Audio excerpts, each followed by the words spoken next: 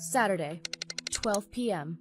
The light burns, your head throbs, and you have no recollection of how you got back home. Don't worry, you're not alone. More than half of college students experience blackouts, according to several studies. And let's be clear, blacking out doesn't mean passing out. You were probably awake and aware the entire night. So then, where did all those memories go? Let's rewind to Friday night. Normally, whenever you have an experience, like a conversation, a part of your brain called the prefrontal cortex stores that information in short-term memory. Then another part of your brain, called the hippocampus, weaves those experiences together so they can be stored away as long-term memories. So the next day, you remember the party as a whole, instead of smell of sweat, house music, Jen was there. But here's the key part. Storing these episodes in long-term memory requires special neurotransmitters. But your liquor shots prevent the neurotransmitters from working properly. So, instead of remembering the party, all you have is an incomplete or even empty file.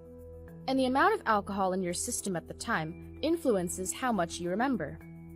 Let's say you're a 73-kilogram adult man, and you've done 8 shots in 1 hour.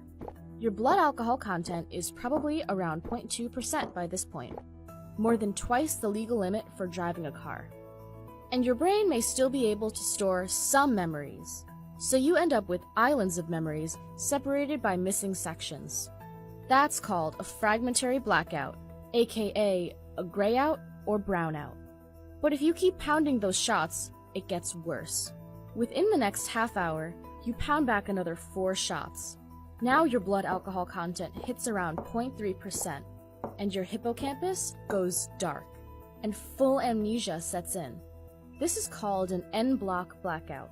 And once you wake up, that entire night could be blank. Push your BAC much higher than that, and you might die. And yet, your friends might not even realize you're in the middle of a blackout, since the alcohol didn't delete your long-term memories already safe in storage before the night began. So you can still carry on conversations and behave more or less like a typical person. To an extent. Blackouts aside, alcohol can still interfere with other regions of your brain, including those responsible for reasoning and decision-making. So during blackouts, people have crashed cars, gotten into fights, and committed or been the victims of sexual assault. They might just not remember it. That being said, not everyone gets blackouts. Your sex, body weight, and family history all play a role. So that could explain why your friends recall the entire night, despite downing just as much tequila. But it won't save them from a wicked hangover the next morning.